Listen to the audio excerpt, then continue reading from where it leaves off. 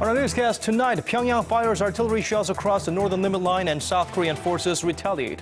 We turn to an expert for analysis. A current account surplus for a 24th straight month. We take a look at what it means for the Korean economy. A wearable patch that uses nanotechnology developed by Korean scientists that may be able to help treat movement disorders like Parkinson's disease. Stay with us for these stories and more.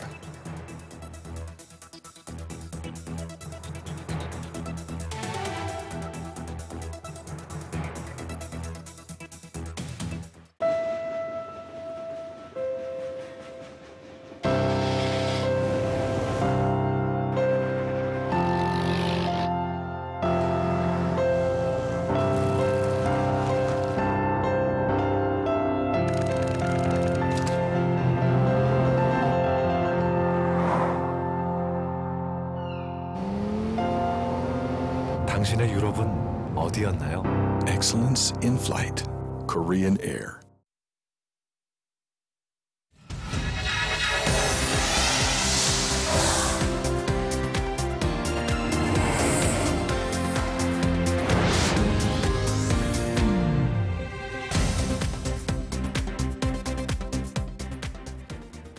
It is 5 a.m. in Washington, 5 p.m. in Beijing, and 6 on a Monday evening here in Seoul. Welcome to Early Edition at 6. I'm Moon Gun-young. And I'm Daniel Chen. Thank you for joining us.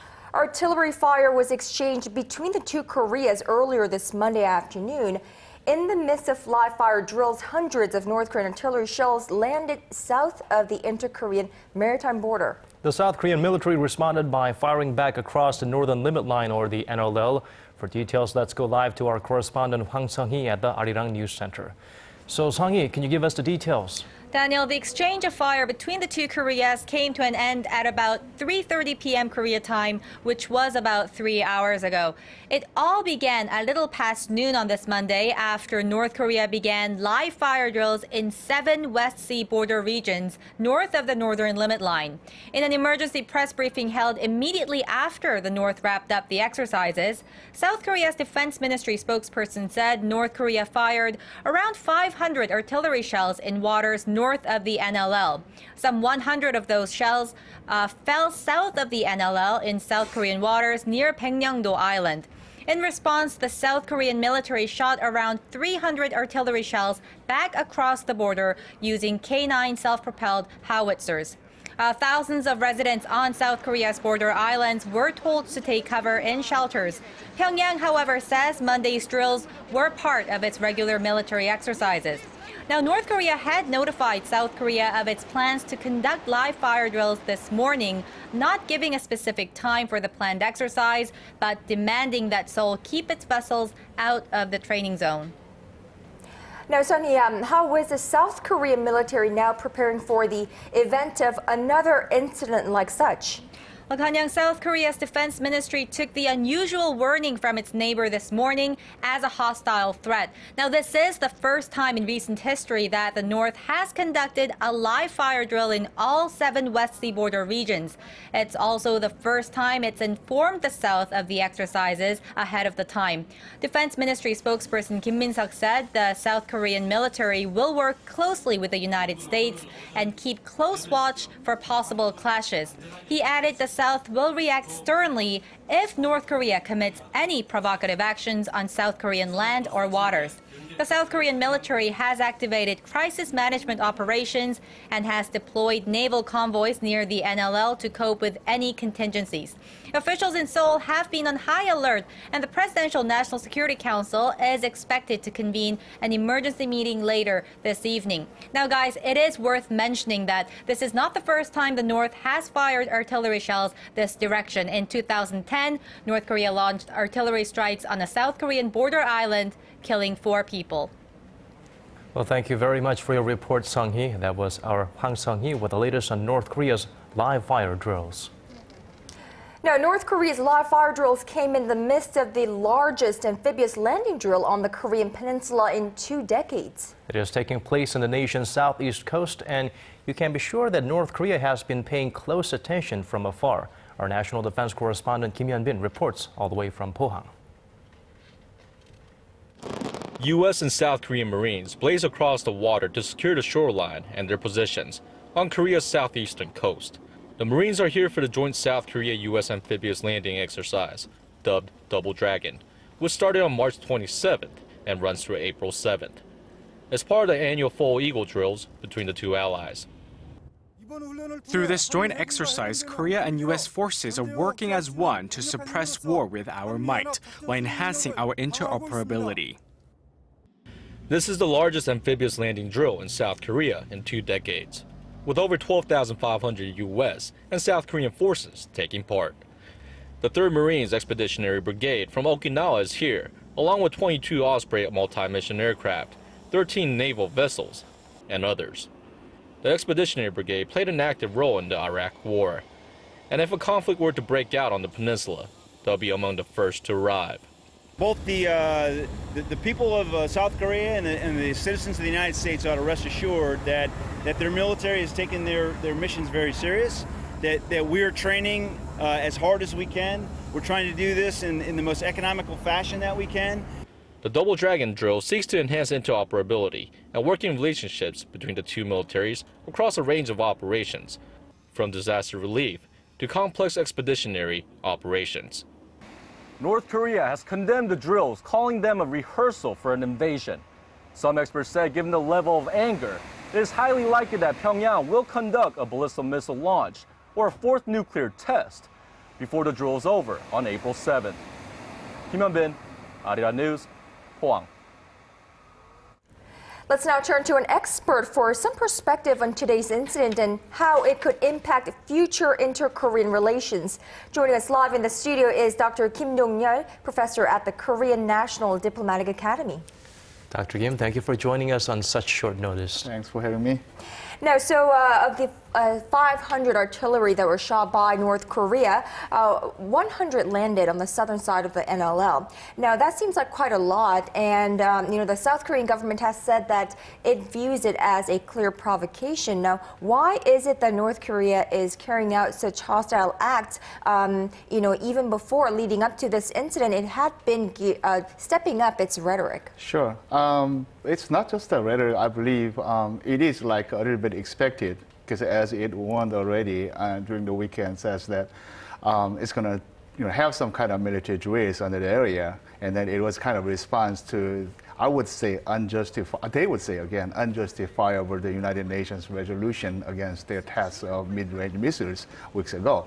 So I would say that they are following some sort of SOP, meaning, using this opportunity to exercise a little bit of this military and then kind of double purpose. On the one hand, that they are capable of doing anything, at the same time that they would respond to any kind of provocation against themselves.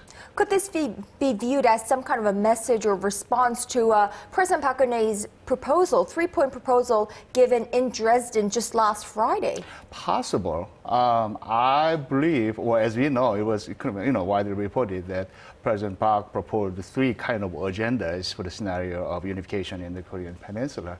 The first 2 are generally acceptable by North Korea. The first one is the agenda for humanity, and the second one is the agenda for co-prosperity or co-development. Mm-hmm.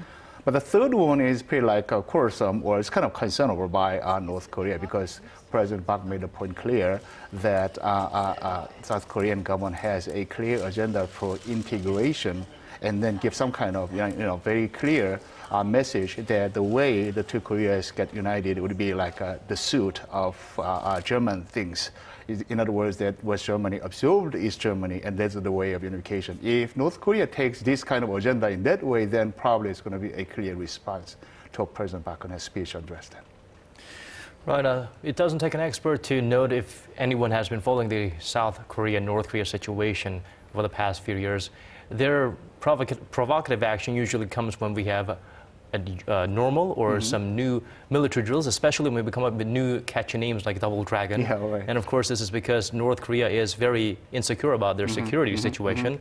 Other than that, what are some of the key points in terms of their reasons for reacting so sensitively, like a reflex action towards South Korea's joint military drills? From a slightly different perspective, I would say that they are not so sensitive to this kind of annual drills. I would say that they are more sensitive to the backdrops of those annual drills. They are not responding to all kinds of military drills, joint military drills between the United States and South Korea. Instead, they are selectively, responding to one or the other every year. So what I would say that, the backdrops or conditions during this military drill is much more important whether North Korea would be sensitive to the drills or not. So it's not exactly the drills themselves, but more importantly, the conditions while this exercise was going on. At this time, as I said, North Korea tested those missiles already, and then it was again, criticized by the United Nations, and then responded. It's some all sort of SOP type of response, I would say. Now, Professor Kim, let me ask you this. There is a rising speculation that North Korea may carry out a fourth nuclear test in the near future. How likely is that possibility? I would say nothing is impossible for North Korea, as we all know. Everything is uncertain, means that anything is possible. So probably a fourth nuclear test would come. But in my opinion, it's not very likely, because if a fourth test happens in the near future, definitely there is a test of a new kind of nuclear bomb. In other words, it is uranium bomb. It is not a plutonium bomb. The third one in the past was already suspicious for a test of uranium bomb, but not verified clearly. But if a fourth one is coming up, definitely it is a test of a uranium bomb. It was actually, it would actually provoke, first of all, China. China would not allow a fully capable nuclear country on its right neighbor. Even though China was allowed some sort of limited nuclear capability in North Korea, because it is a good card that they're going to use to stand up against the United States hegemony in that area. But if North Korea is capable of developing both kinds of bomb, it means that North Korea is going to be a fully capable nuclear country. And then China would not allow an official sixth country in the world as a nuclear armed country on its right neighbor. It's not allowable. So that's, the second of all, definitely the United States and South Korea has a full reason to push North Korea to an edge with this nuclear test. No more kind of, goodwill action or some sort of cooperation with North Korea. Instead, the two countries would just go for a kind of, hostile or confrontation with North Korea. That would not be, again, the kind of, good scenario for North Korea. Well, impossible is nothing for North Korea. Sounds like a good way for North Korea to start if they want to start endorsing sports brands in the future. But unfortunately, we are out of time, and we're going to have to give you a very short and brief, direct question. What is your forecast for the future inter-Korean relations leading from this point? Well, it depends on, I would say, not exactly the North Korea's provocation in one way or another. I would say it depends more on the South Korea's response to North Korea's provocation. Well, eye for an eye is a good strategy. Again, kind of showing a very strong will that your provocation will be strongly or clearly responded by us. That's a good sign. But what I would say is that finger for finger probably would be a better strategy, meaning that exactly to the same level or extent of North Korea provocation, we have to respond in the same level. And then highly kind of, careful of, giving just a clear message to North Korea that we would allow this kind of action by you, but not that kind of action. So that is very important. So that's why I would say that probably, the future is more dependent on our plan or response to North Korea's provocation. In that sense, I suppose you believe that South Korea's response today was an appropriate one. I think it is appropriate, because definitely South Korean military will try to detect the area of shooting. It's not just beyond or outside of the shooting area. Exactly try to figure out originally where the bomb shells came from. Right. And then try to, carefully select those areas as a target and respond. I believe that is very appropriate. Well, North Korea has punched enough holes in their provocation coupons to allow this kind of response from South Korea. Sure. Well, Dr. Kim Jong, professor at Korea National Diplomatic Academy, thank you so much for your time and, of course, for your insights. My pleasure. Thank you very much. All right, Pyongyang's live fire drills today were one thing, but a fourth nuclear test out of Pyongyang would be quite another. The regime threatened as much on Sunday, but for now, Seoul says all is quiet on the nuclear front in the north. Our Shin Se-min has this report. Despite Pyongyang's threat to carry out a fourth nuclear test, the South Korean government says there are no signs to indicate that one is in the works. North Korea is capable of conducting nuclear or long-range missile tests at any time, but for now, there are no imminent signs of nuclear tests or missile launches. Protesting a UN condemnation of its medium-range Nodong ballistic missile launches last week, North Korea raised tensions Sunday by threatening to conduct a new type of nuclear test. It was the regime's first mid-range missile launch in 4 years and followed a series of short-range rocket firings over the past 2 months. We would not rule out a new form of nuclear test for bolstering our nuclear deterrence. In response, Seoul's foreign ministry warned North Korea to keep in mind that it will pay the price if it neglects the grave demands from its neighbors and the international community and pushes ahead with another nuclear test. The United States also urged North Korea to refrain from disturbing regional peace and security, saying any nuclear tests or ballistic missile launch are a grave violation of UN Security Council resolutions and that it will only further isolating Pyongyang. According to 38 North, a website run by the U.S.-Korea Institute at Johns Hopkins University, recent satellite imagery shows mountains north and south of North Korea's Punggye-ri test site have been excavated to complexes that could allow for multiple tests. Joel Witt, a former State Department official and editor of the 38 North website, said North Korea is capable of carrying out a test within 4 to 6 weeks once it decides to do so. Shin Se-min, Arirang News. Washington has reportedly given its first positive response toward delaying the transfer of wartime operational control to South Korea from the end of 2015. Well, the Korean Broadcasting System reported Monday that the U.S. may make its decision official during President Barack Obama's visit to Seoul next month. The report says the positive outlook stems from a constructive meeting between the two countries' top military officers in Washington earlier this month. However, South Korea's defense ministry declined to comment on this report. Now, Seoul wants the transfer pushed back from the current scheduled date of December 2015, citing the ongoing and unpredictable threat posed by North Korea. We apologize. We're all destroyed. Digging deeper, getting to the bottom of stories that impact your life. Talking with you on air and online. Connecting you with experts on the world's most pressing issues.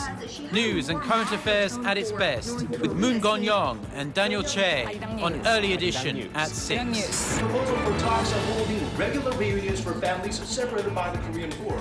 Their reason.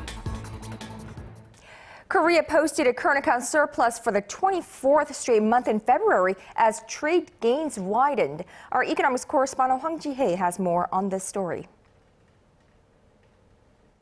Korea's central bank said Monday that the nation posted a current account surplus of over $4.5 billion last month. That's up over $1 billion from January and more than double from February of last year. Exports of goods rose over 7% from the previous year to $48 billion, while imports edged up slightly more than 1% to $42.6 billion.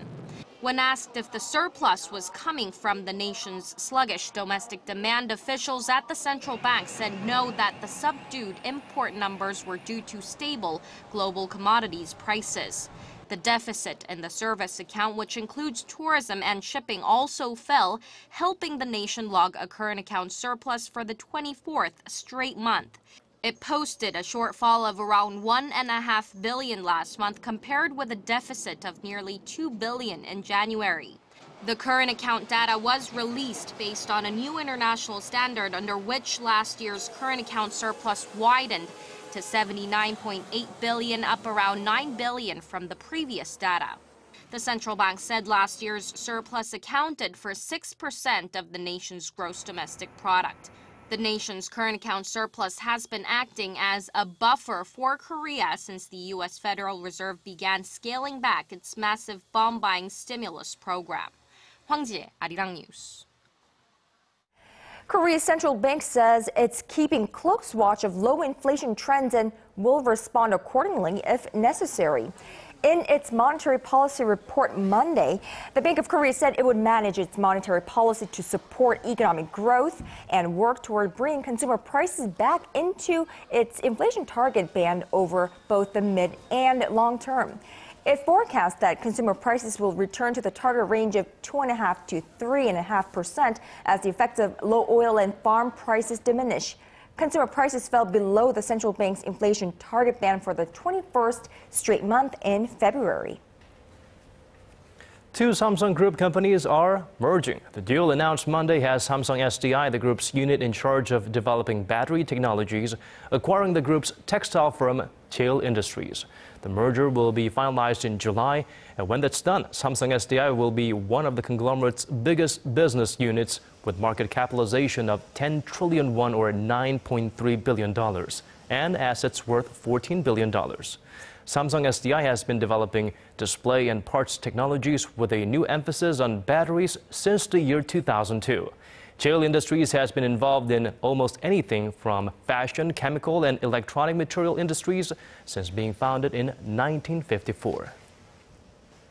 Moving on to the tech realm, the ongoing legal feud between Samsung and Apple is set to resume. A second round of patent trials begins in a San Jose, California courtroom this week, this time with the U.S. tech giant seeking $2 billion from its Korean rival. Apple is expected to demand $40 for every smartphone device Samsung has released since 2011 as compensation for its alleged infringement of iPhone features. In response, Samsung is expected to ask for $22 million in damages from Apple for copying its technologies. Google, meanwhile, will make its first court appearance over its software in Samsung phones. Patent experts believe it may lead to an even bigger clash between Google and Apple.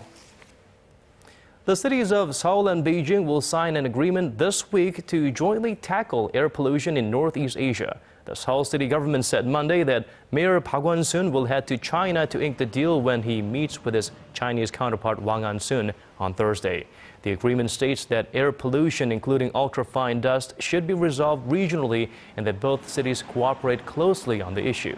During his trip, Park will also visit China's first observatory that measures pollutants. Smog from China is regarded as a major source of air pollution on the Korean peninsula. Korean scientists have developed a wearable patch that uses the latest nanotechnology to monitor, store data, and deliver drugs to patients. The groundbreaking research could help treat sufferers of movement disorders like Parkinson's disease. Our Park Ji-won has the details. It looks like a simple Band-Aid that can be easily adapted to a patient's skin, but it is much more complex than that. Thanks to nanotechnology, this flexible plaster can monitor patients' muscle activity and store information on their movements. After analyzing the data, it finally delivers the drugs via the skin. This technology is important as it has established a systematic connection from monitoring and storing medical information like a patient's movements to delivering drugs after analyzing the data. As this thin adhesive plaster can be stretched to allow for patients' movements, the patch could be a significant breakthrough in the treatment of movement disorder diseases like Parkinson's. Temperature sensors or other biosensors can easily be added onto this on-the-skin device. It can also be used for multifunctional purposes in the prevention and treatment of diseases by effectively monitoring patients' conditions and delivering drugs in response to the data. The team also say the patch could be very useful for telemedicine if attached with wireless communication technology. The study was published in the most recent edition of the scientific journal Nature Nanotechnology. Park Ji-won, Arirang News.